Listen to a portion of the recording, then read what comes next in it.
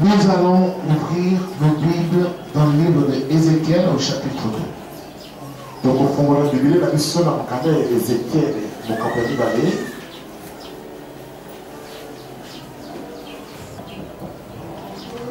Nous allons lire du verset 3 au verset 8. Donc, autant que par la mission, tout que nous avons été en Ézéchiel chapitre 2 du verset 3 au verset 8. Ézéchiel, mon campagne balai, par la mission, tout que nous avons été en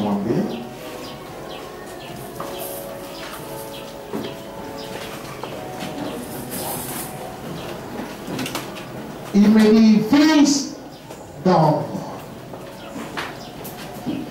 nourris ton ventre et remplis tes entrailles. alobi na ngai mwana na moto ndeisa libumu na yo mpe tondisa mitsopo na yo de ce roux que je te donne, et je le mangeai, et il fut dans ma bouche doux comme du miel. alobi na ngai ndelia mokanda wana bangumba nafungolaki monoko naliaki yango ezalaki elengi na monoko na ngai lokola mafuta na zoi. Il me dit, fils d'homme, va vers la maison d'Israël et tu leur diras mes paroles. alobi na ngai yo mwana na moto kende epai na bato na Israele to koloba na bango, car ce n'est pas vers un peuple ayant un langage obscur, une langue intelligible que tu es envoyé. C'est vers la maison d'Israël. po ezali te epai ya bato moko oyo bazali na monoko na bango mobulu oyo bazali koloba malamu te kasi otindani nde epai na ndako na Isalaele. Ce n'est pas vers de nombreux peuples ayant un langage obscur, une langue inintelligible, dont tu ne comprends pas les discours. Au contraire, si je t'envoyais vers ceux-là, eux, ils t'écouteraient. natindi yo te epai ya bato moko bazali na monoko na bango mobulu mpe maloba ezali koyoka na malamu te. natindi yo nde epai na Isalaele kasi bato wana bango balingaki nde bayokela yo. Mais la maison d'Israël ne voudra pas t'écouter. kasi ndako na Isalaele ekondima te koyokela yo Parce qu'ils ne veulent pas m'écouter. po ete balingi te koyokela ngai. Car toute la maison d'Israël a les fronts durs et le cœur obstiné. po ndako mobimba ya Isalaele bazali motu makasi bazali kotingama se na mabe kaka. Voici que j'endurcis ta face, pour que tu le poses à leur face. tala ngai nakomisi yo mpe elongi to motu makasi nakomisi yo makasi koleka libanga makasi lokola diamant.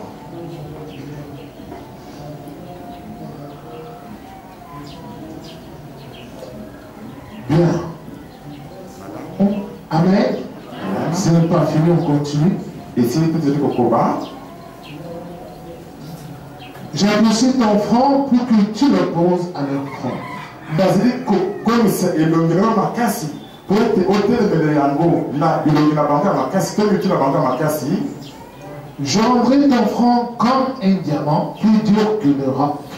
nakokomisa elongi na yo makasi lokola libanga makasi koleka diamant. Ne les crains pas, ne te provoque pas yo kobanga te koyoka somo te devant eux, car c'est une famille de rebelles. liboso na bango po bazali libota ya batomboki. Il me dit, alobi na ngai fils d'homme, mwana na moto reçois dans ton cœur, écoute de tes oreilles toutes les paroles que je te dirai. fongola motema na yo mpe matoi na yo mpe yoka maloba nyonso nakoyebisa yo. Va trouver et déporter les fils de ton peuple, et tu leur parleras qu'ils écoutent ou qu'ils n'écoutent pas, qu'ils ne prennent pas garde. Tu leur diras, ainsi par l'Éternel. nsima kende mpe ya bato ya ekolo na yo baya bamemama na bowumu awa loba na bango botala makambo nkolo yawe azali koloba bayoka to bayoka te yo lobela bango kaka. Amen. Je vous prie de vous asseoir, bien-aimés. na boyeteli bovanda bandeko balingani.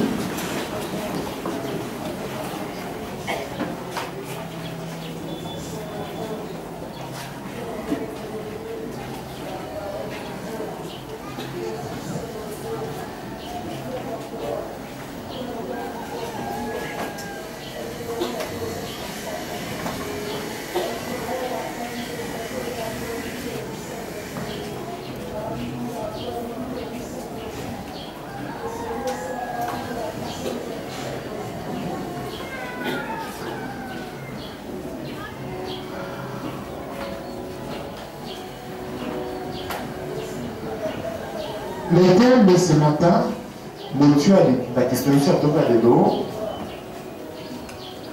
est intitulée de la façon suivante. Ezali coupé sa main dans le caboyer.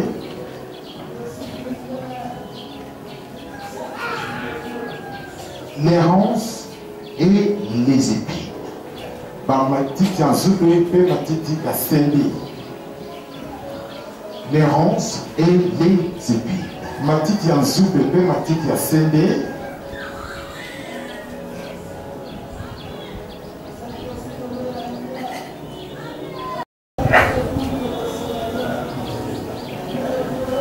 Cela se trouve dans le chapitre 2 du livre que nous venons de lire.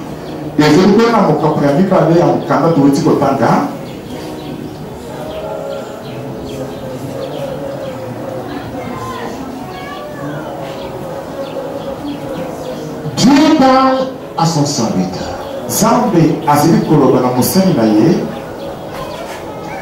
De la mission difficile qui l'attend.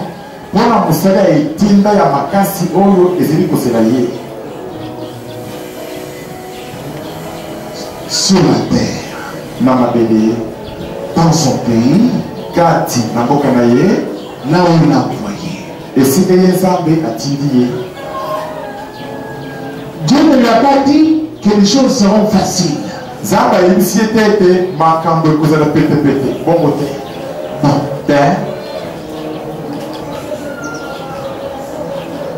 Vous restez assis et nous vous expliquons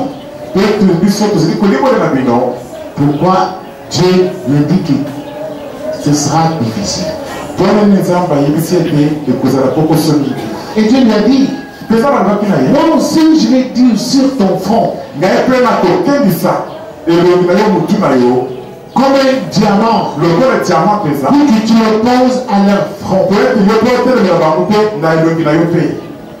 sans avoir peur de ces gens-là. Pourquoi Dieu a dit cela? Et pourquoi Dieu voulait faire ça?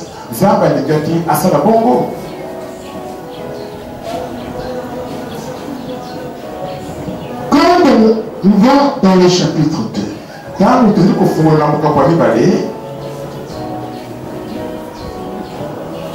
Dieu dit à Ézéchiel, au verset 6, ne les crains pas. Ne crains pas leur discours. Quoique tu es auprès de toi des ronces et des épines.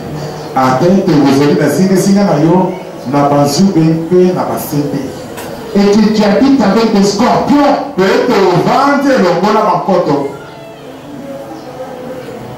Ne crains pas leur discours et ne t'effraie pas de leur visage. Quoiqu'il soit une famille de rebelles.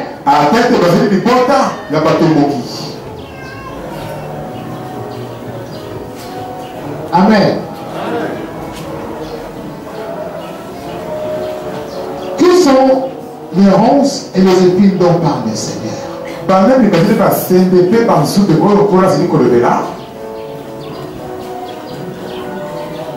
Au milieu desquels habitait Ézéchiel. Et qui était en même temps des scorpions.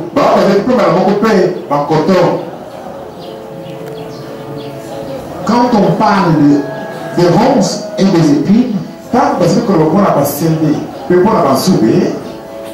nous tous nous savons que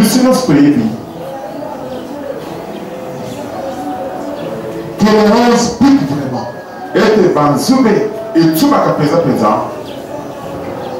Lorsque quelqu'un tient soit un bouquet de fleurs et qui ne tire pas attention, ne sachant pas qu'il y a des épines à l'intérieur, s'il est piqué, il a véritablement mal. Ce qui vous dit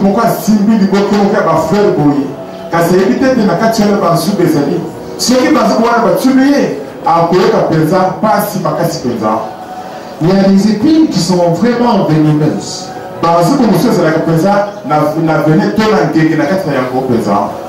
Tu touches, ça te pique. Et l'endroit où ça t'a piqué, il y a une enflure. Et ça fait mal. Il n'y a personne qui peut le dire le contraire. Dire que les épines font du bien. Chaque personne qui a été piquée par les épines, il a toujours eu mal dans son corps. Et ça fait mal. Dieu dit à Ézéchiel que les hommes au milieu desquels tu habites sont des ronces et des épines. Et sont des scorpions. Alléluia. Un scorpion, tu vois sa tête, mais il ne pique pas derrière. Il ne pique toujours pas derrière. Il te montre la tête, mais il ne te pique pas derrière. Et Dieu dit à Ézéchiel que c'est comme ça sont les gens parmi lesquels tu habites. Mais moi je suis avec toi. Ne les crains pas. Qu'ils écoutent ou qu'ils n'écoutent pas, tu n'as pas l'air de ma part. Ne les crains pas. Toi, si tu veux être fort, mange ma parole.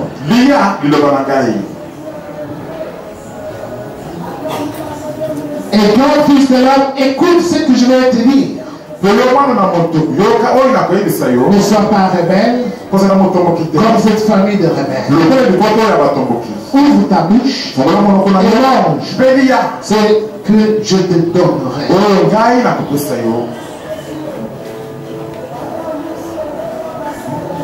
Ouvre ta bouche et mange.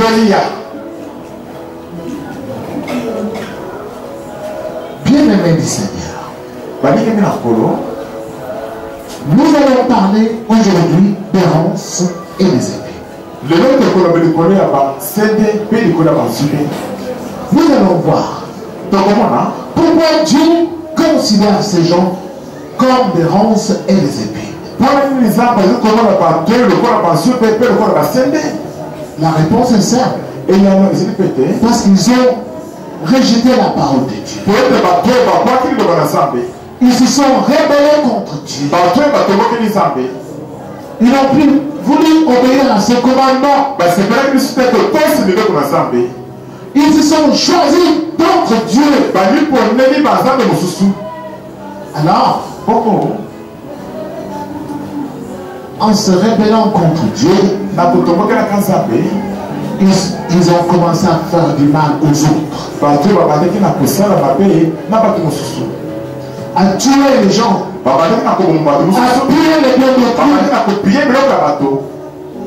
À commettre toutes les abominations que Dieu a interdites.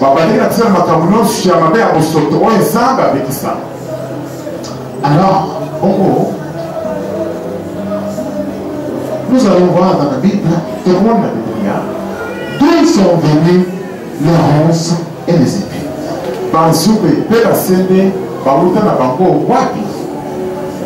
Genèse. C'est le premier livre de la Bible. Au chapitre 3. Vous avez du verset 17 au verset 18.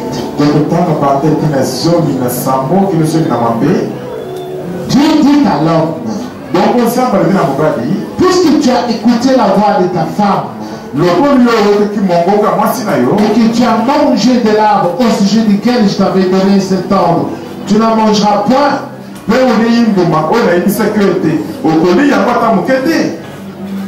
Le sol sera maudit à cause de toi. C'est à force de peine que tu en tireras ta nourriture tous les jours de ta vie.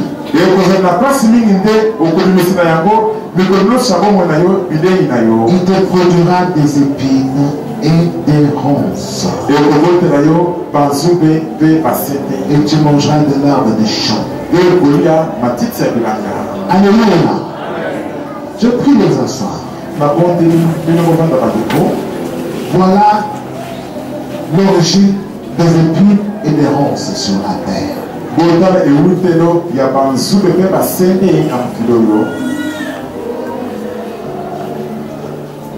Dieu maudit la terre. Il dit à Adam, puisque tu as écouté la voix de ta femme, tu ne m'as pas écouté moi Dieu. Le sol sera maudit à cause de toi. Le sol. L'homme a été tiré d'où? Du sol. C'est clair, si on lit là-bas au début. Dieu avait tiré l'homme du sol. Et il a mis le souffle. Et l'homme est devenu vivant. Un être vivant. Et même quand il a formé encore Ève, c'était pareil. Il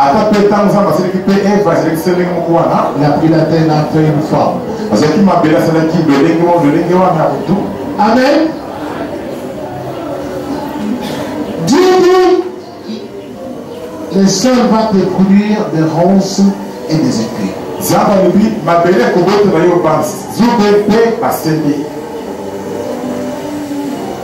Et vous savez, la première ronce ou la première épine qui est arrivée sur la terre, c'est Caïn.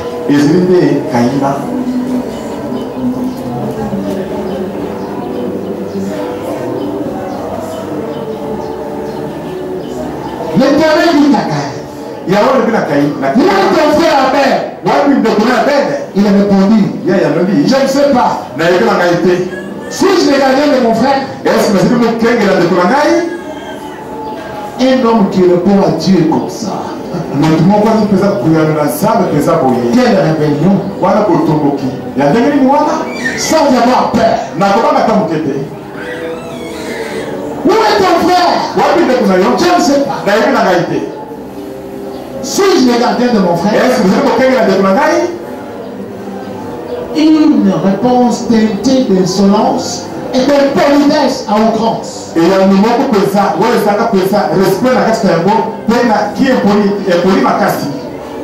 Voici le premier rebelle. Ronce et épine. Quand Dieu dit à Adam,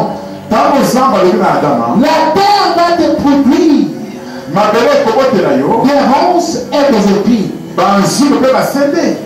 Adam n'avait pas compris. Alléluia. L'apparition des méchants sur la terre, c'est quand Adam a péché. C'est quand il est tombé, il s'est détaché de Dieu. C'est alors que les méchants ont commencé à apparaître sur la terre.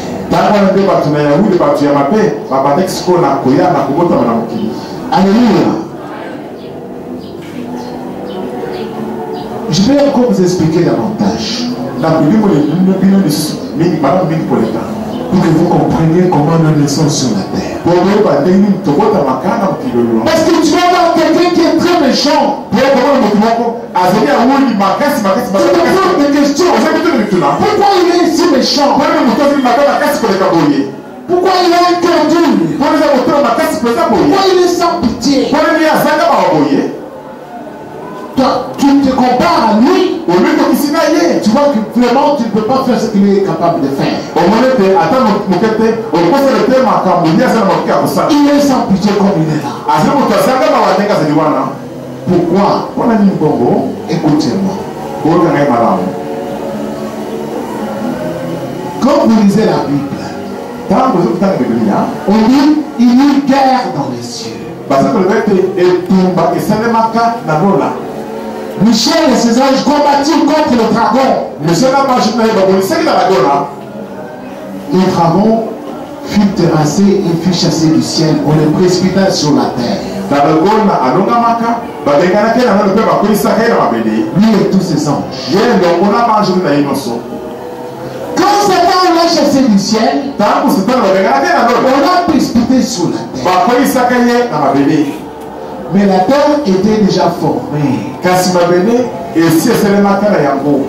Alléluia. Dieu n'a pas créé l'homme avant la terre.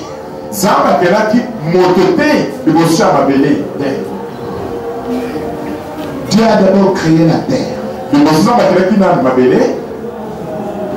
Il a créé le soleil. Il a créé la lune, les étoiles, il a créé les arbres, il a créé les animaux. Le sixième jour, c'est-à-dire Dieu a créé maintenant l'homme. Attention, le jour devant Dieu, ce n'est pas comme nous les hommes nous comptons. Nous avons l'impression que quand on se lève le matin, on se lève, c'est déjà un jour. Non, c'est pas comme ça chez Dieu.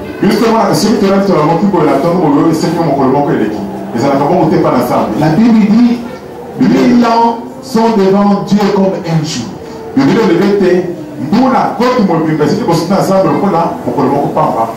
Un jour, c'est comme 1000 ans devant Dieu. Alors,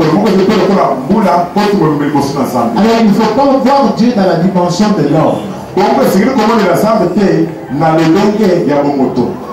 sixième jour, Dieu a créé l'homme.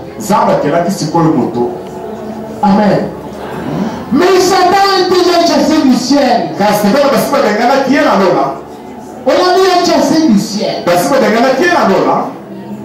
Avec tous ces anges. C'était des esprits qui étaient au service de Dieu.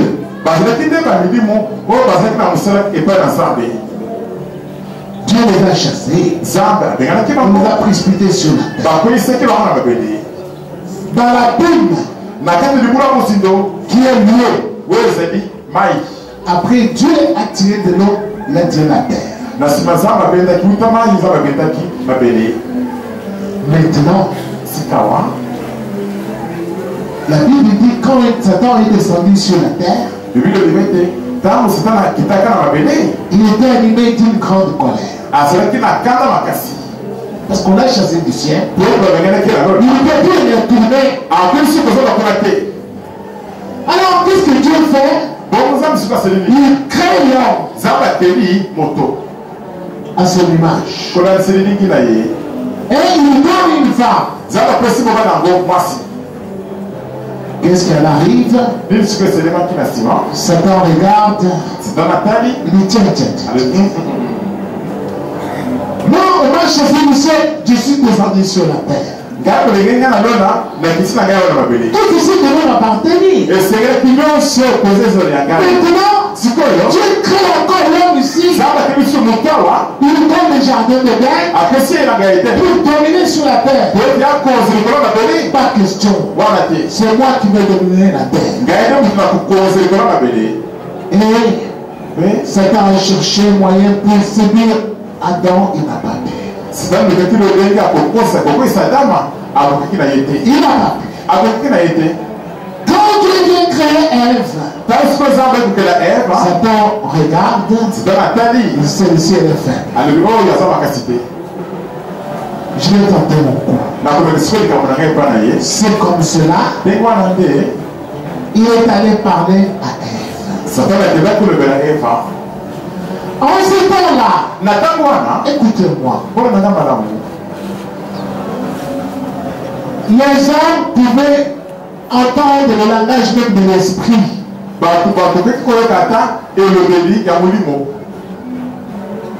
Ils entendaient. Comme aujourd'hui, quand quelqu'un est en bonne communion avec Dieu, il écoute la voix du Seigneur, il peut même voir aussi les démons entre l'esprit.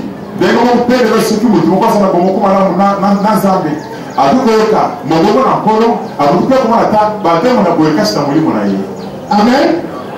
Avant, rien n'était comme cela. Et quand le diable est entré dans le serpent et s'est mis à parler à la femme. Combien de fois certains parmi vous n'ont-ils pas rêvé? J'ai rêvé un chat qui me parlait.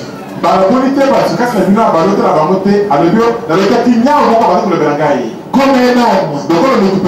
J'ai rêvé une chèvre qui me parlait. Le diable est capable d'entrer dans un animal et de parler. Parce qu'il est esprit. Et il a utilisé le serpent. Et il s'est approché de la femme. Parce que le serpent était parmi les animaux qui étaient dans les jardins. Et quand Satan s'est approché, il a séduit la femme. Il a dit à la femme de manger le fruit que Dieu avait interdit. Il y en a qui prêchent que ces fruits-là c'était l'impudicité. C'est faux. C'est faux. Dieu n'a pas honte d'appeler adultère adultère. Impudicité, impudicité. Non.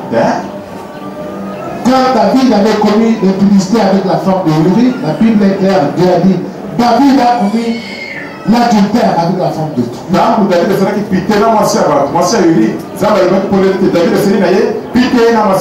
Je vais rappeler cela parce que les gens jettent un peu le trou, il y a une fausse connaissance. L'arbre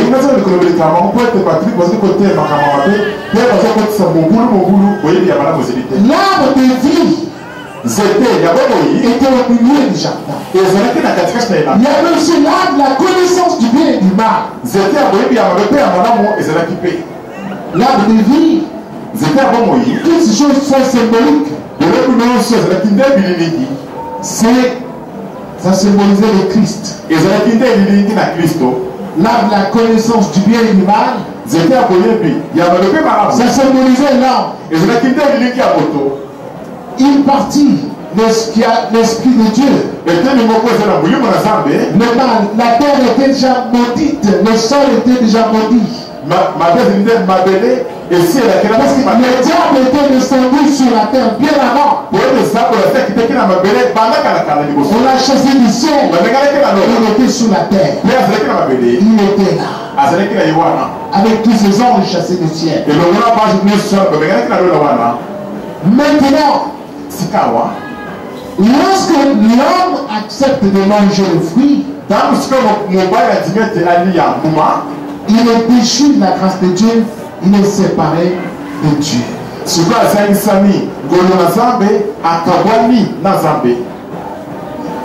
Satan était en mesure aussi d'entrer maintenant dans l'homme.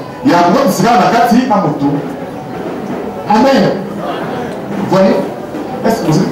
Satan était capable maintenant de faire entrer un de ses esprits dans l'homme. Parce que l'homme est déjà coupé de Dieu. Voilà comment Caïn est né. La Bible dit Caïn était du malin.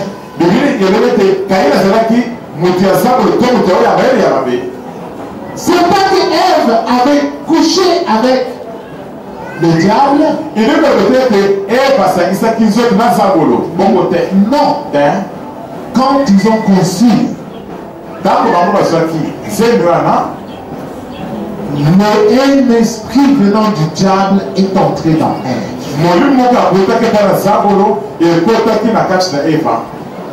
Ce qu'on forme tout simplement le corps, nous les hommes.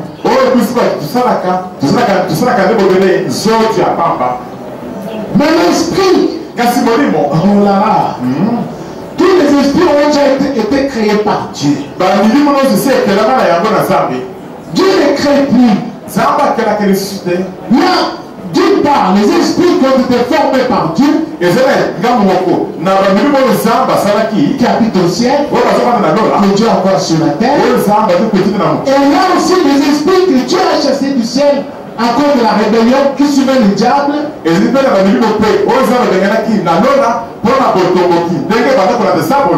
qui sont sur cette terre, qui se promènent dans les eaux, le Maniwata, que vous évoquez, tout ça, dans des forêts par-ci par-là.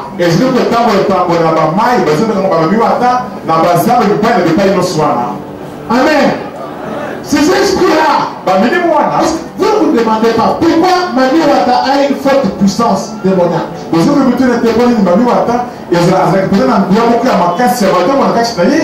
Mais parce que c'était un ange qui était au service de Dieu.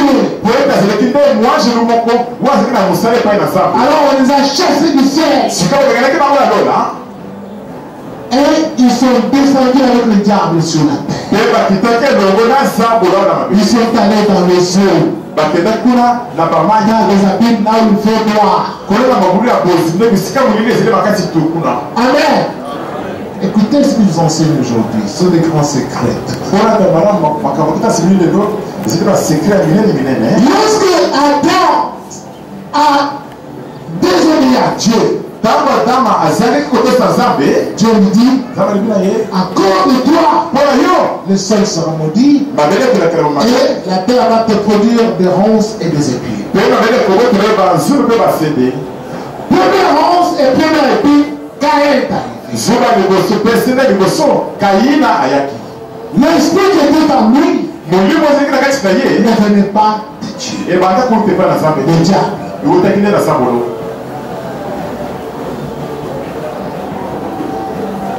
Alors, ils en iront cet enfant. Adam et sa femme ont pleuré devant Dieu, ils ont demandé pardon. Et Dieu leur a donné un autre enfant, Abel. Donc l'esprit venait de chez Dieu. Alors, Adam et Ève se sont réjouis. Parce qu'ils ont vu que Abel était vraiment différent de Caïn. Il aimait Dieu. Il donnait à Dieu de bonnes offrandes. Il priait tout le temps. C'était un enfant comme ça. Je vous dis, dans la Bible, on ne comptait que les hommes, on ne comptait pas les femmes.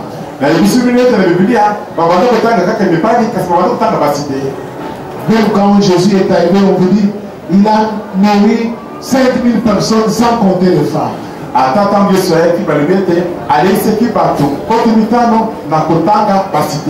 comme vous savez, les femmes sont plus nombreuses dans les rassemblements. C'est que Jésus guérissait plus de 10 000 personnes. Parce qu'on ne comptait pas les femmes. On ne comptait que les hommes. Adam et Ève ont eu aussi des filles. Dieu avait donné l'ordre. Multipliez-vous, remplissez la terre. Ce qui fait qu'en ce temps-là, les hommes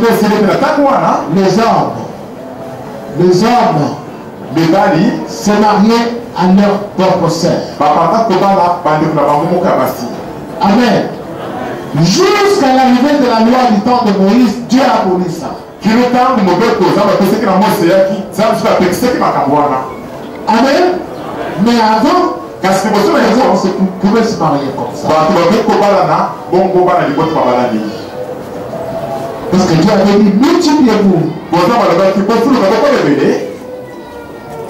C'est pour que vous ne puissiez pas non plus me poser la question, mais où est-ce que Caïn avait eu la femme? Il n'avait plus parmi les filles d'Adam et Ève. Une de ses sœurs. Ainsi donc,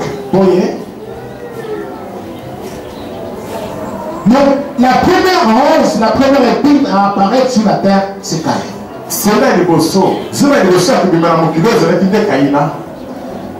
Comme je dis, les roses et les épines piquent. Nous font du mal. Caïn a piqué ses parents au cœur. Comme Dieu avait dit à Adam et Ève, la terre va vous produire des épines qui vont vous piquer. Caïn a piqué ses parents. Il a tué celui qu'ils aimaient.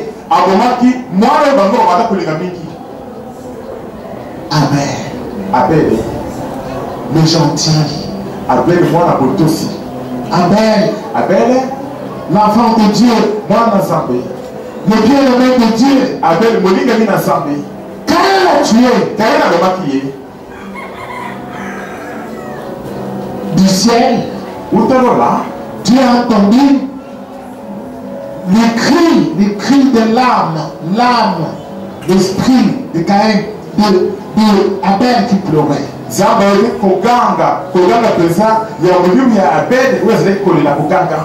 Parce que l'âme habite dans le sang. Dieu a entendu le sang. Il a dit à Caïn, où est ton frère? Il dit, je ne sais pas. Avec une politesse. Si je regardais de mon frère, tu me demandes, je lui dis, mais qu'est-ce que tu as fait?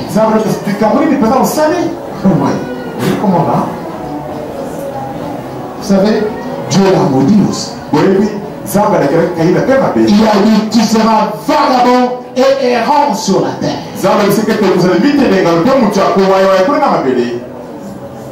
Aujourd'hui tu es ici, demain tu es là-bas, sans domicile fixe. Dieu a maudit, cela s'est accompli encore plus tard. De sa postérité, un de ses petits-fils a pris 2 femmes. Un polygame, celui qui est aujourd'hui ici, demain il est là-bas. C'est un vagabond. Il est en train d'errer. Ce que Dieu avait dit à Caïn, c'est ce qui accompli dans sa postérité aussi. Voici l'origine de la polygamie sur la terre. Voici l'origine de la naissance des méchants sur la terre. Alléluia. Voici comment les méchants sont arrivés sur la terre. C'est à la suite de la chute d'Adam que les ronces et les épines ont commencé à apparaître sur la terre. Que des rebelles ont commencé à naître sur la terre. Des rebelles, des gens qui se rebellent contre Dieu, ont commencé à naître sur la terre. Alléluia. Faites attention.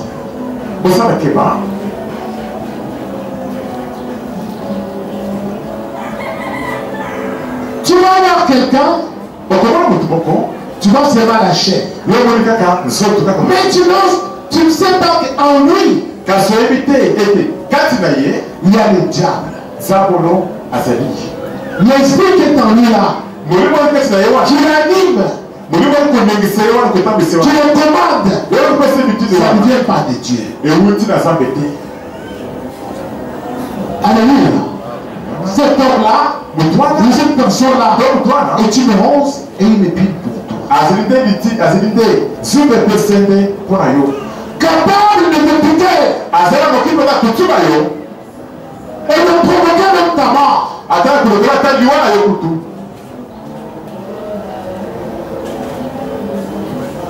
Vous savez,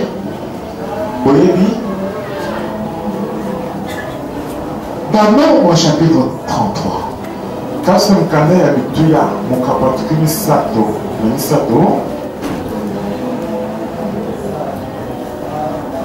là, voici ce que Dieu avait dit aux enfants d'Israël.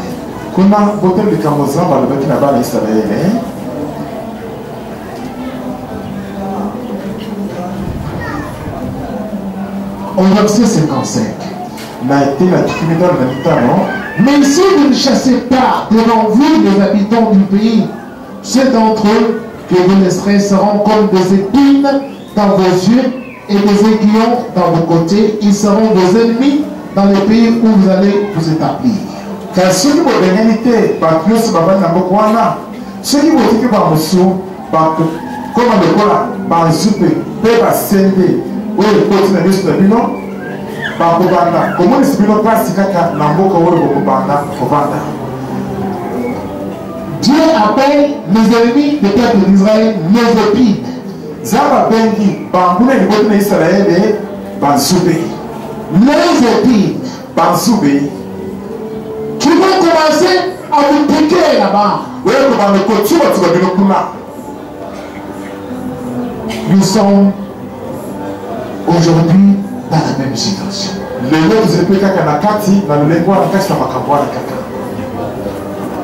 Nous habitons parmi les ronces des épines. Mais nous ne savons pas. Nous ne savons pas. Il y a un serviteur qui est venu me dire hier. Pasteur, j'étais dans une voiture taxi. Pasteur, alors, le chauffeur qui me conduisait s'est mis à nous parler. Et il me disait ceci. Le chef fait, j'ai vécu quelque chose d'inimaginable hier.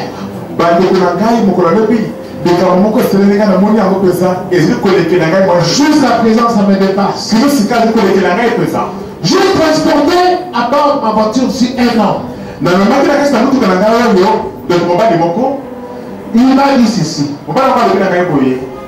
Est-ce que quand tu crois que vous, les Congolais, vous aimez Dieu? Est-ce que ce que c'est le Congolais? Vous n'avez pas appelé Gazambi? Non. 99% des Congolais 99% des Congolais sont avec nous dans le deuxième monde. Dans le monde des ténèbres. Le chemin l'a dit, tu es heureux. Pourquoi tu dis ça? C'est pas vrai. Tu veux que je te prouve? Le chauffeur dit comment?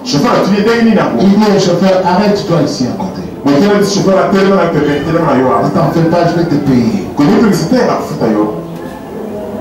Je vais m'arrêter ici au bord de la route. Nous sommes en plein jour, non? Tu vas voir tous les gens qui passent ici avec des 10 papiers de voiture. Ils vont commencer à s'arrêter et me saluer. Même les piétons vont me saluer. Parce qu'ils connaissent qui je suis.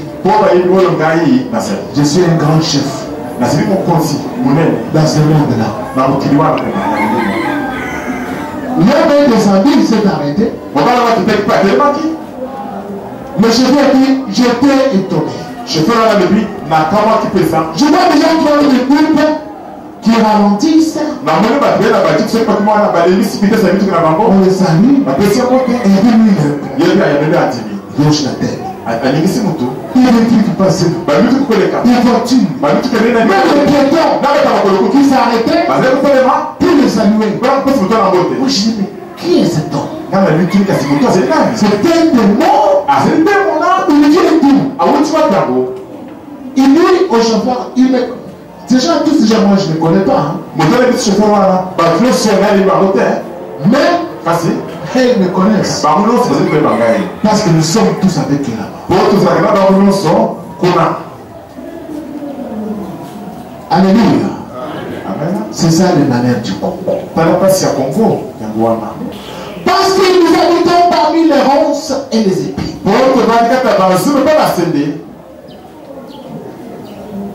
Dieu dit ne les crains pas. Qu'ils écoutent ou qu'ils n'écoutent pas. Parce que c'est une famille de rebelles. Le premier rebelle sur la terre, c'était Caïn. Ces gens-là, ils ne prient pas Dieu. Comme nous sommes venus ici, ce matin, ils ne peuvent pas venir. Ce matin, ils ont pris de voiture. Ils sont allés à Kikore. Ils sont allés à Bibois. Danser, boire, manger et jouer dans le haut. Ils sont allés là-bas. Le soir, ils vont rentrer à Kinshasa. Toi, ne les imite pas. Alléluia. Parce qu'ils travaillent avec des chances. La plupart d'entre vous rêvent ces choses. Tu rêves les gens qui viennent t'arracher les biens. Qui viennent te faire des menaces. Tu dors la nuit.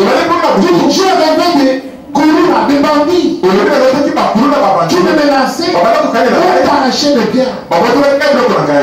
Ce sont ces ronces-là. Qui doivent. Tu habites parmi eux. Mais tu ne pries pas. Tu ne pries pas.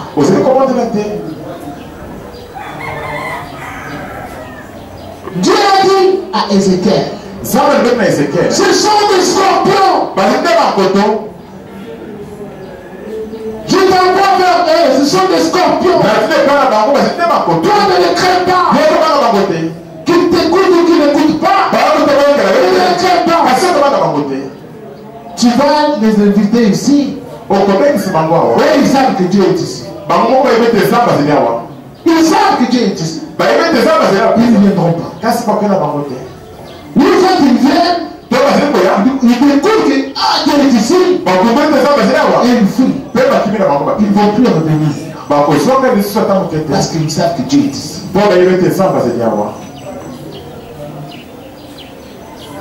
Mais toi, quand tu vas rentrer,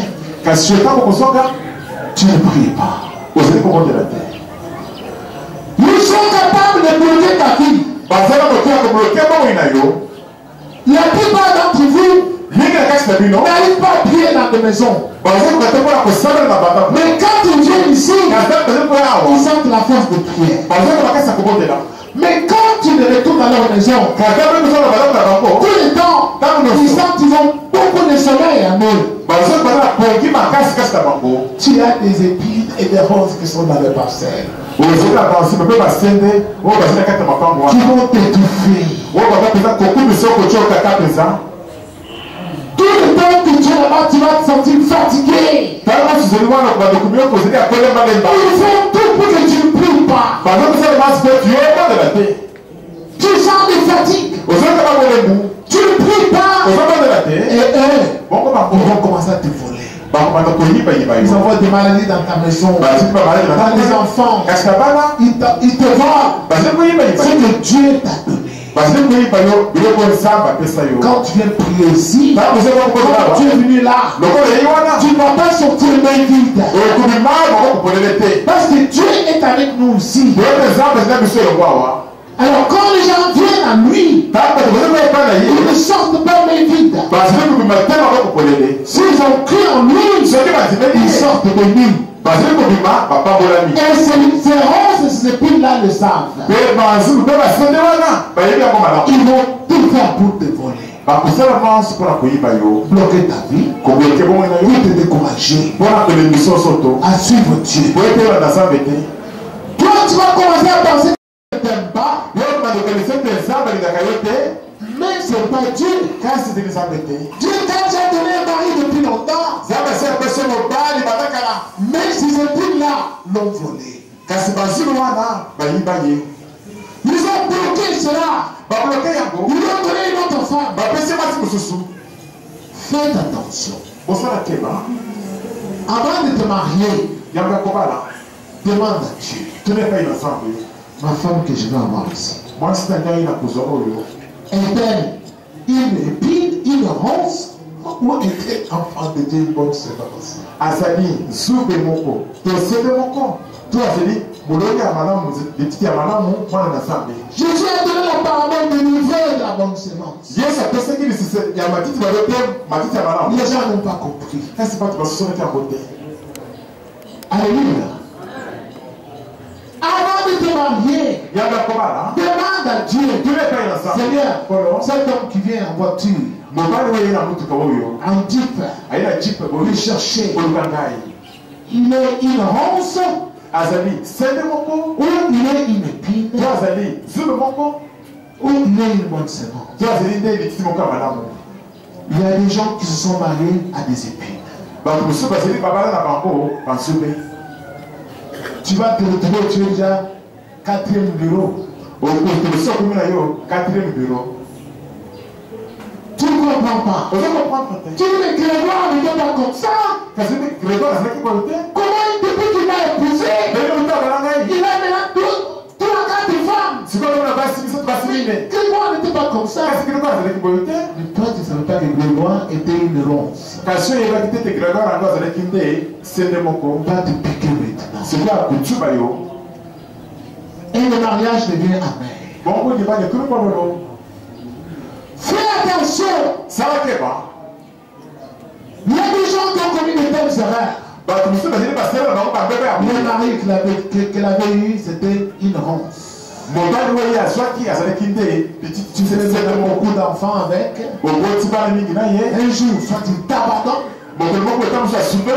Avec les enfants, il s'en va, il va chercher notre part. Oui. Tu restes, tu commences à pleurer. Il n'y a plus moyen de remettre les enfants dans les ventres. Et reprendre une autre vie. C'est fini. Et c'est fini. Faites attention. Tout comme il y a eu des gens qui ont épousé des femmes, des épines et des ronces.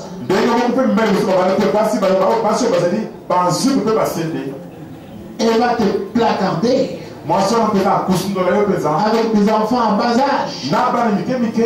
Et c'est taillé. Ça va te déstabiliser. Tu ne peux pas comprendre pourquoi. Mais elle est une ronce. Elle a un cœur dur. Nous vivons actuellement parmi les épines et les ronces sur terre. Les gens qui ont fait le pacte avec le diable. Vous le voyez seulement comme cela. Mais ce ne sont pas les êtres normaux. Ce sont les démons. Ce sont les démons. Ce ne sont pas les êtres normaux. Ils sont sans pitié. Même si toi tu pleures, tes larmes ne lui disent rien.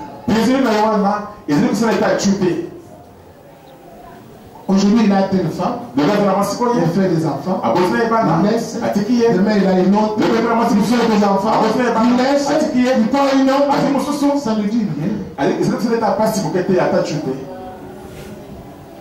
C'est ça le monde d'aujourd'hui. Jésus a dit, je vous envoie. Sachez que je vous ai donné le pouvoir de marcher sur les serpents et les scorpions. Vous mes disciples, vous qui avez écouté mes paroles et qui m'avez suivi et qui me suivaient, Il avait ce pouvoir-là de marcher sur ce scorpion-là. Si tu n'es pas capable de marcher sur le scorpion de ta famille, tu vas mourir pauvre. Parce qu'ils vont commencer à travailler avec tes chances. Ils viennent te voler. Toi tu dis mais c'est pas possible. Lui il ne prie pas comme moi. Mais comment il a beaucoup d'argent comme ça? Comment il vit bien? Il vient te voler. Même par le diable, c'est le premier voleur. C'est le premier voleur. Il y a beaucoup d'entreprises aujourd'hui. Beaucoup d'hôpitaux. Demandez, il y a des médecins ici. Pour qu'on puisse t'embaucher quelque part. Dans un grand centre hospitalier. Tu dois signer d'abord le contrat et caca. On utilise bien en face. On ne peut pas donner notre argent à quelqu'un qui n'est pas de nôtre. Si d'abord le contrat, tu rentres dans notre loge et après tu deviens médecin ici.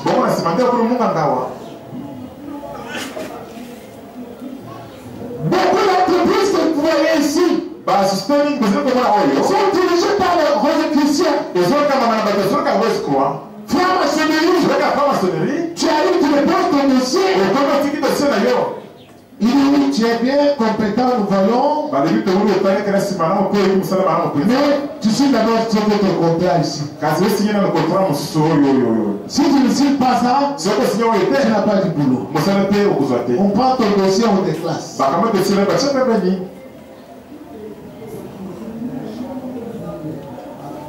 Vous avez entendu parler dans la Bible de 666. Comment que la fin du monde arrive, le Christ sera fait prêt pour vendre ou acheter sur la terre. Il faudra avoir 666 sur le front. Non,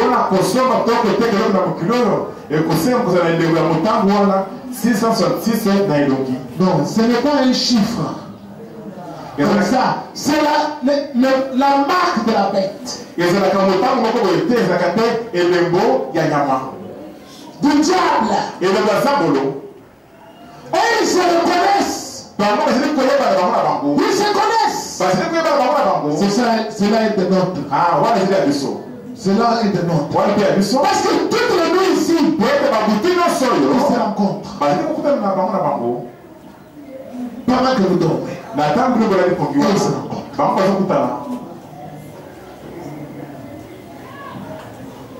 Si tu ne fais pas attention, tu ne vas pas te marier. Si tu ne fais pas attention, tu ne vas pas prospérer dans ta vie. Ils sont capables de te voler ton diplôme. Combien de fois les gens sont venus ici? Pasteur, pour que je réussisse l'examen d'État, je réveille, je suis allé déterrer mon diplôme au cimetière. Mais qui est allé l'enterrer là-bas? Ce sont des ronces et des épines au milieu desquelles tu habites. Les gens que toi tu le vois seulement comme cela, mais en eux, il y a cet esprit-là, l'esprit de diable. Nous, comment on appelle cela? La sorcellerie Kindoki. Mais c'est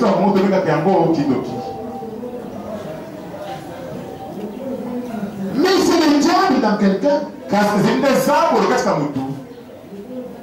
Chez Dieu, quand une personne a Dieu, nous disons, il a le Saint-Esprit. Mais chez le diable, quand tu as le diable, tu as le Kindoki en toi. La puissance de nuire aux autres. il apprend seulement que tu veux te marier, son cœur commence à bouillonner. Elle n'est même pas belle. Comment elle doit se marier? Demain après-demain, l'homme qui voulait venir t'épouser fuit. Tu ne comprends pas. Pourquoi? Parce que tu as révélé ton secret à une épine. Elle va te piquer. Ne faites pas confiance aux hommes sur la terre. En ce dernier temps, ne faites pas confiance aux hommes. Faites confiance à Dieu. Invoquez-le avant même de faire des affaires avec quelqu'un. Invoque le Seigneur. Alléluia. Invoque le Seigneur.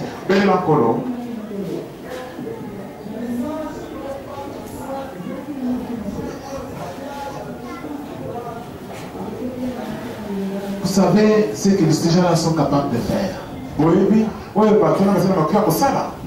Ils sont capables de te piquer au cœur pour te décourager.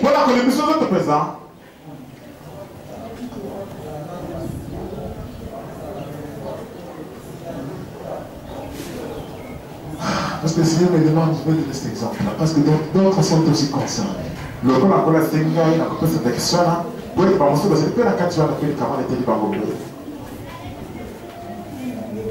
Vous savez, nous avons une concession là-bas à Bokala. Mais avec des forêts, on devrait faire beaucoup de champs.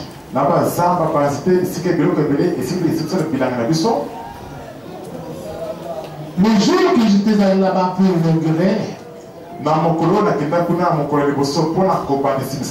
en 2012, arrivé sur le lieu,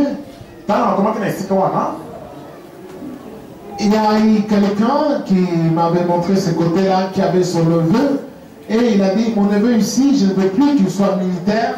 Alors, il doit commencer, il avait aussi des concessions là-bas. Il dit, il faut que tu amènes mon neveu, comme toi tu vas avec la dite, amène mon neveu et il va garder ma concession qui est là-bas.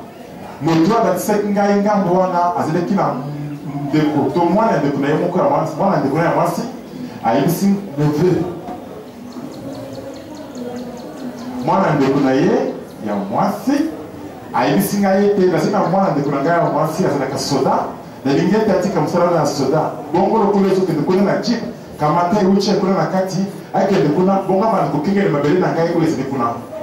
Alors quand nous sommes arrivés là-bas, ce monsieur qui venait fraîchement de quitter l'armée, il a dit,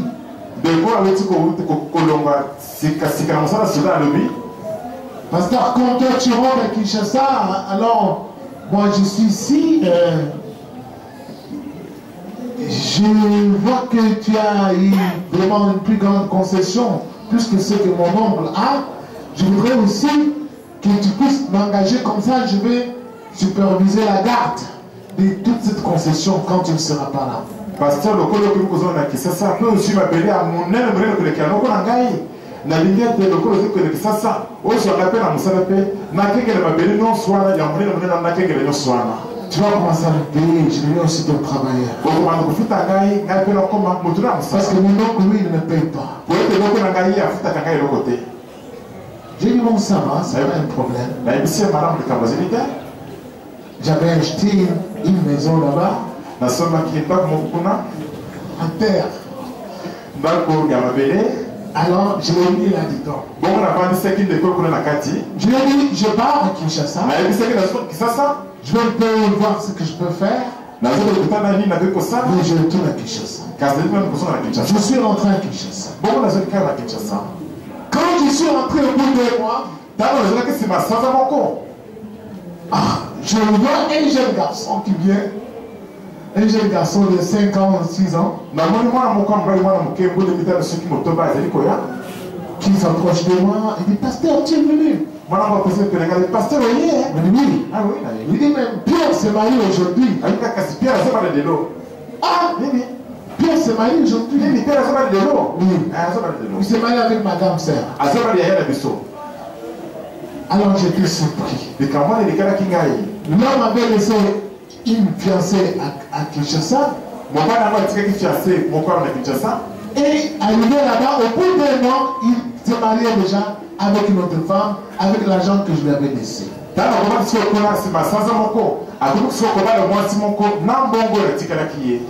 Je lui ai posé beaucoup de questions. Non, pasteur, il faut comprendre parce que je suis seul, je ne peux pas habiter seul.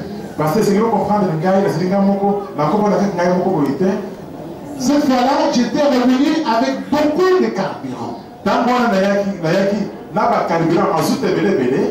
Les carburants d'essence qui étaient déjà mélangés à l'huile parce qu'on avait apporté une tronçonneuse pour couper les bois.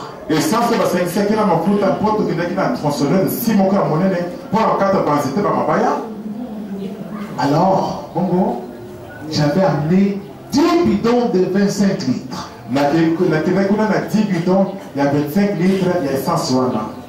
C'est beaucoup d'argent. Vous qui connaissez les prix de l'essence. Ça faisait à peu près plus de 200 litres, plus de 1 fût.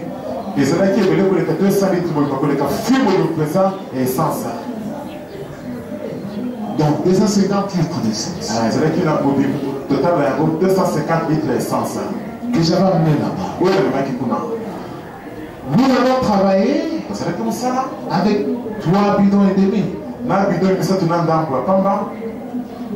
Pendant un mois, les autres je laissé là-bas. J'ai dit, toi tu gardes ça. Je reviendrai faire des travaux prochainement, je tourne à Kinshasa.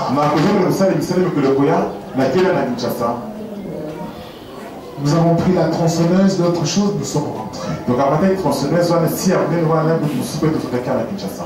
Et je lui ai donné de l'argent pour faire 2 champs. Premier champ avec 5 hectares. Pour planter le maïs. J'ai engagé des gens pour couper le bois et tout, les mamans pour planter, tout ça je payais.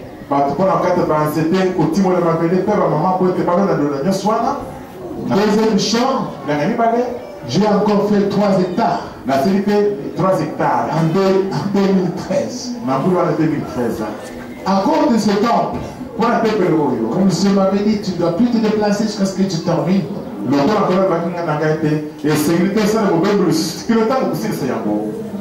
Alors, l'homme, je lui ai posé des questions, mais où sont les maïs que tu vas m'envoyer par le bateau? Il me dit, envoie le vélo, comme ça je sors ça de la plantation. J'ai envoyé le vélo. Je lui ai laissé une arme de chasse. Automatique, bien une bonne arme. Je lui ai laissé des cartouches aussi, des 00. Comme il y a beaucoup de gibier là-bas, il a battu des gros gibiers. Il vendait à Bandundu. Il avait de l'argent. J'ai envoyé un vélo. Tout neuf pour lui. Il a sorti le maïs. Mais une nuit, pendant que je priais, le Seigneur m'a envoyé une vision de temps. Je vois, je suis arrivé là-bas à Bokala. J'envoie les gens pour les chercher. L'homme est en train de nous fuir. Où est-ce qu'il est? Allez le chercher. On est allé le chercher. Il ne voulait pas venir. Moi-même, j'ai fait un effort. Pour aller là où il était. Je découvre qu'il a entendu tous les engins, tout ce que j'avais laissé là-bas.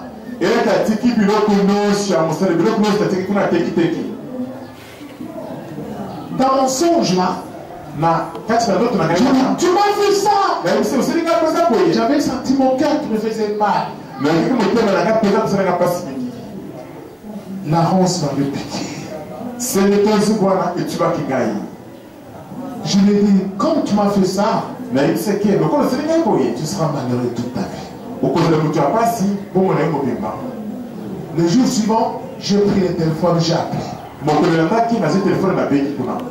Dites à ce monsieur là de venir à la famille, je vais causer avec. Oui, mais si mon tour est à la folie, les gars sur le demain, Là, on va commencer à me fuir.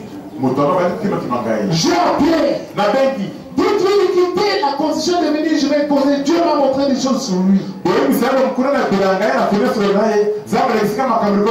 Il ne voulait plus causer avec moi au téléphone. Avant de se connecter, pour se le langue à la téléphone. Amen. Au mois de décembre, Na sens de la base sur les gardés, j'ai dit Seigneur, dans les buts colons. qu'est-ce qui se passe? Ni les yeux connectés. Le Seigneur dit l'homme que tu as laissé là-bas, Quand il s'est amoureux de tic, c'est une épine. Adrien Soubé. Quand tu l'as engagé, ce que tu m'avais demandé, T'as posé la misère, est-ce que tu l'as dit? moi je dis non Seigneur. Allez, bon, t'es Ah bon? Il t'a déjà piqué. Ah, ça, tu lui, oh. Si tu ne fais pas un effort, il va tout vendre, il va fuir. Ce que c'est ma quantité, à côté de l'autre peuple. Et il n'a jamais vendu tout. Personne qui n'a innocent. Je suis allé, La Québec, tout là. j'ai pris le bus, je suis allé à Bandundu. La Kamati Bussa, la question, on a quitté la bande de tout. Bandundu, j'ai pris la pirogue le même jour. Bande de tout, mon collègue, on a bâti la boîte tout. Sur la rivière Koulou, la rivière Kassai. La rivière cul, le bec à Saï. On est arrivé le soir là-bas. Le gros n'a pourquoi. J'ai cherché un commandant de la ville. Dans le bec commandant, mon frère, Kuna. J'ai mis une moto. Dans le bec mon tour. Il m'a dit pour le déplacement, il faut le temps, il faut ceci, tout ça. À l'époque, pour que les gens s'y grillent, bon, allez. Bon, allez me chercher cet homme-là. Allez, c'est pour que vous voulez quelqu'un pour toi, là. On est allé le chercher. Bah, quelqu'un pour nous cahier. On l'a amené. Bah, qui va y aller? Où est le carburant que j'avais laissé là-bas, plus de 7 bidons? Ouais, puis essence, c'est tiré Kuna. Bidon, vous l'avez de mon débat. Oh, et ça, c'est madame Coppola, la Tegia. L'essence policière, chez tout le monde. Je rigolais. Je rigolais pas. Ça m'a fait mal. Vous secrétaire, c'est vrai qu'il n'y a pas. Je dis, tu as vendu mon carburant. Est-ce que tu as ça, c'est un C'est pourquoi le carburant, j'ai gardé pour lui faire des travaux. Pourquoi tu as fait ça? Et c'est quand il a mis la bandette dans mon coin, mais c'est le point de ce gars fait ça pour lui.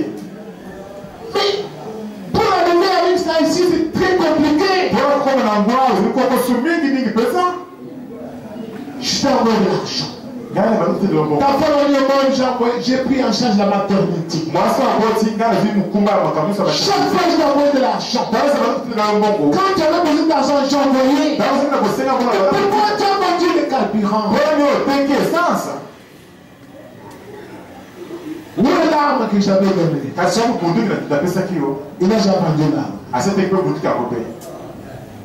J'ai dit à l'OPJ, va chercher cet homme qui a acheté mon arme, qui vienne avec l'arme ici. L'OPJ est allé, on est allé arrêter encore ce monsieur-là pour arracher l'arme. Mais aussi le maïs, les 5 hectares que j'avais fait déjà planter tout ça. Il Il a vendu tout. Il s'est marié à une deuxième femme. Vous voyez un zubé. Vous voyez? Avant d'engager une affaire, moi j'ai connu cette erreur-là. Je ne vais pas devant vous. Le Seigneur m'a dit aux huiles. Parce que tu ne m'avais pas consulté avant d'engager ce monsieur. Tu vas monter une affaire. Ne fais pas confiance parce que c'est mon frère. C'est mon cousin. C'est mon petit frère. Peut-être c'est une épine. Tu vas lui donner, il va tout détruire. Tu vas commencer à pleurer. Pourquoi?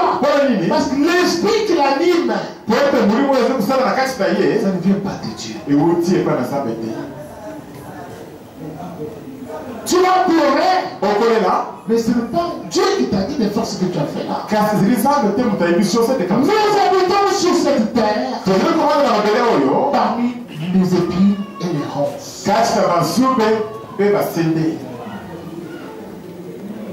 Si tu veux n'ouvres pas les yeux, si tu ne pries pas, les ronces vont bloquer ta vie.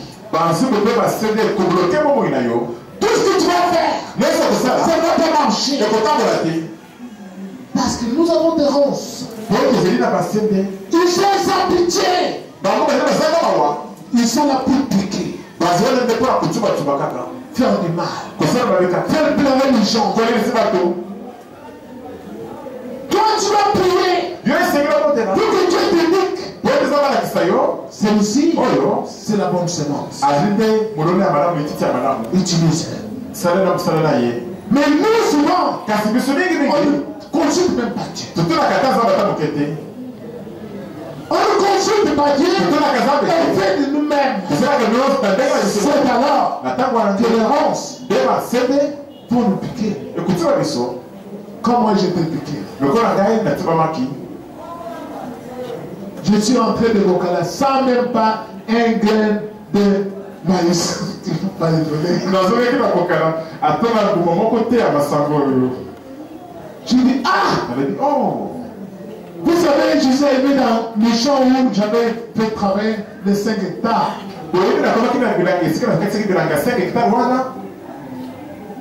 Il me dit, j'ai un ami là-bas, il s'appelle Dessin Animé. Et cet ami-là, il s'appelle comment un petit dessin. Il habite là-bas et puis il monte la garde parce qu'il fait la chasse de ce côté-là.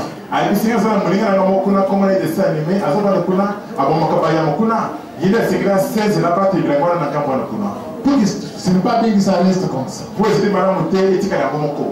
il s'imaginait que peut-être j'allais faire un jour et rentrer. J'ai dit, je dois avoir tous ces gens-là où j'avais fait travailler.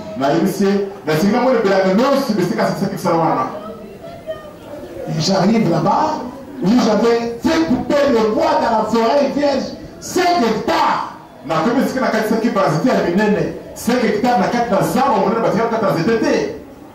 Et lui, le monsieur m'a accompagné. Je regarde. Je vois, on a planté encore le maïs, de pondu, tout ça, partout. Ces choses, je les fais travailler en 2012. On vient de planter. Qui a fait ça? Oh, c'est des animés. J'étais hors de mes états. Le nom de monsieur voulait me faire rigoler. J'étais contrarié entre la colère et lui.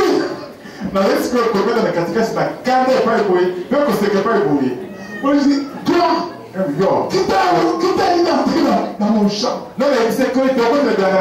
Oh patron, tout ça, si je veux, je te dis, tu achètes mes maïs ici. Le champ ici devient, donc tout ce que j'ai planté là, ça devient pour toi. Toi, moi, qui t'a dit d'abord de planter dans mon champ? Cet homme-là m'a fait du mal à tous les plans. Quand je suis revenu, les gens du village, pour leur parler de ce que cet homme avait fait, c'est tout le monde disait, papa pasteur, papa pasteur, papa pasteur, pardonne, tu es papa. Moi je dis, mais être pasteur, je ne sais pas comment je vais faire. Si je le fais ce qu'on fait, il va mourir en prison. Je lui ai dit, monsieur, moi je récupère ces larmes, mais pour moi, je vois que je ne peux plus travailler avec toi. Mais tu as raté.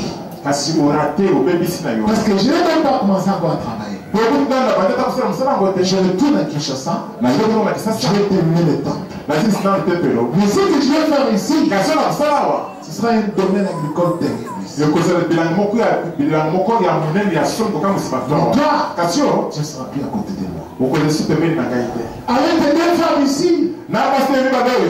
Non. Monsieur, tu as outrepassé.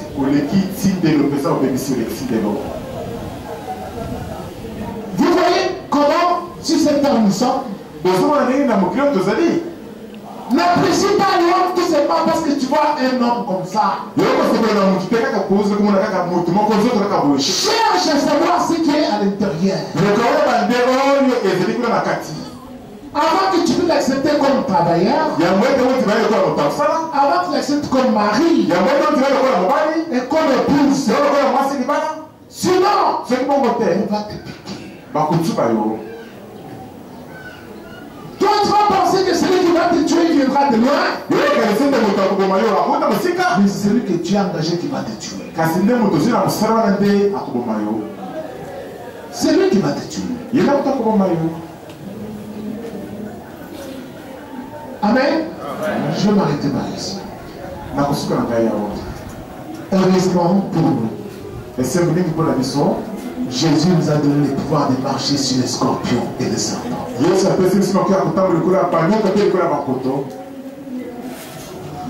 allez sur le chemin. Vous voyez quelqu'un qui vous provoque. Ne vous fâchez pas. Souvenez-vous de ce que vous avez senti. C'est aussi. Là, j'ai vu le feu de Dieu. Il vient me provoquer. Si je me fâche, le feu s'éteint. Il me vole. Il me ligote. La plupart d'entre vous rêvent, on les a arrêtés. Mais qui va t'arrêter? Qui t'a arrêté? C'est ça, c'est Jean à la deuxième monde. Toi, tu viens avec eux. Mais ils t'ont déjà ligoté pour te tuer à la fin de l'année. Tu commences à développer des maladies. Aujourd'hui, le sein te fait mal. Demain, la tête. Demain, le dos. Ils t'ont déjà ligoté. Toi, tu leur fais confiance. Tu cherches moins comment te tuer. Parce que vous ne priez pas.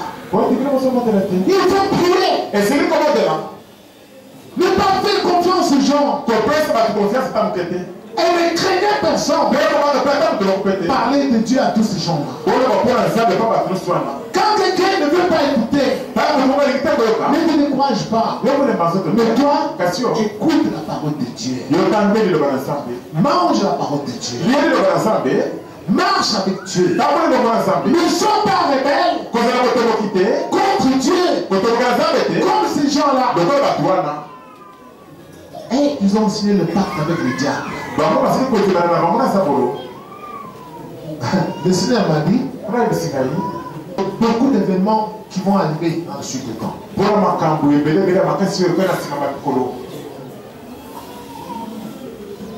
J'ai dit, Seigneur, mais comment? Je me dis, mais aucun de mes enfants ne connaîtra ces manières. Je me dis,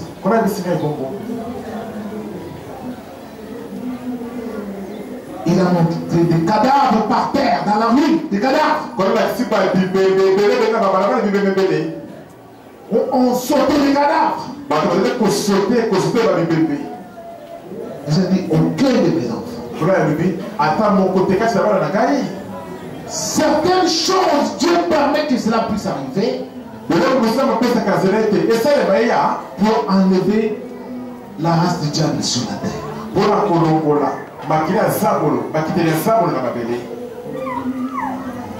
Toi, tu peux penser que telle personne est morte inutilement. Non, Dieu sait qu'il n'est pas inutilement. Il méritait ça, il fallait qu'il quitte la terre. C'était méchant. Il est là, il vit. Mais la nuit, il bloque la vie des autres. Il dérange les gens. Mais en plein jour, tu vois la cravate, il est bien, il est véhicule. Mais toutes les nuits ici, les gens de la ville. Non. Dieu va le faire partir. Je vous invite à retenir au départ. Tu habites parmi les ronces et les épines.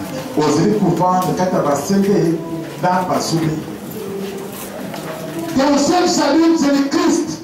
Le Bible tu vas habiter dans une parcelle. Tu viens la nuit. Le bailleur devient ton mari de nuit. Tu loues une maison. Tu vois la bailleresse devient ta femme de nuit. C'est le temps normal ça. Comment ça? Parce qu'ils sont dans le désir. Ils viennent pour te souiller.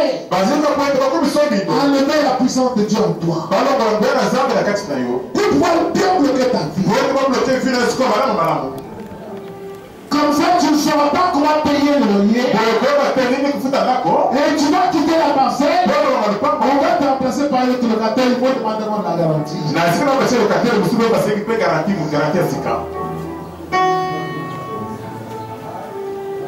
Ici, dans notre pays, c'est l'unique pays où le bailleur n'aime pas un locataire qui paye convenablement le loyer.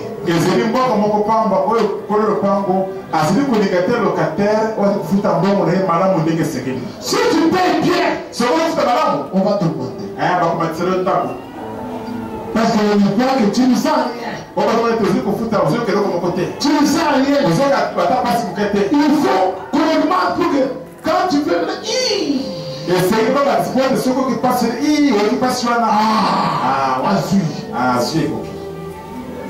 là ils sont contents. C'est l'unique pays à ces choses.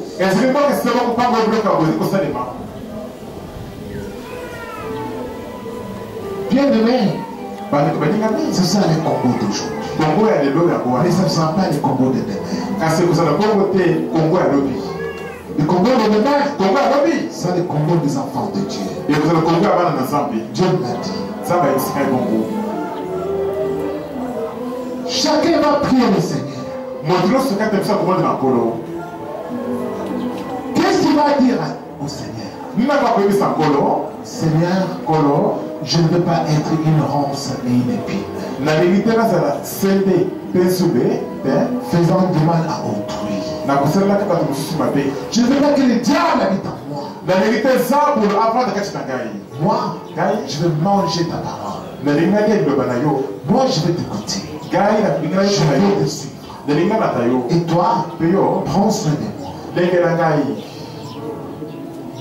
Ouvre-moi les yeux. Que je ne fasse plus confiance aux hommes. Mais que je fasse confiance à toi seul, mon vrai Dieu. Ta prière que tu vas faire là, va te lier. Dieu veut voir maintenant, à partir d'aujourd'hui, tu commences à l'évoquer régulièrement dans ta maison. Tu sais dans ta maison, là où vous habitez.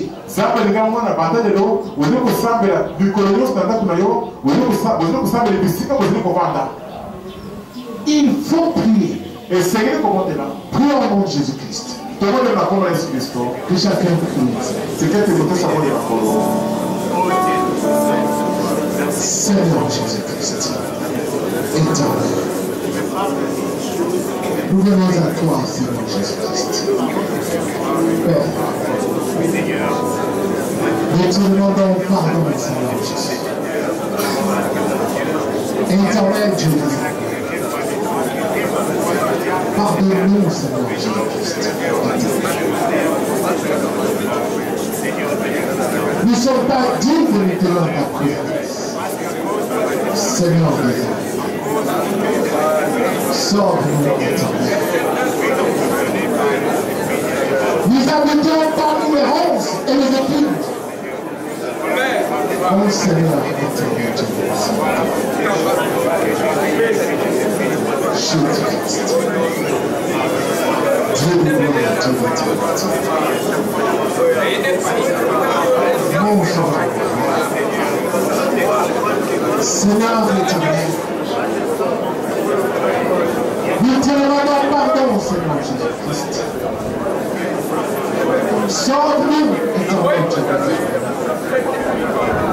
Ok. Et nous marchons avec toi. Non, je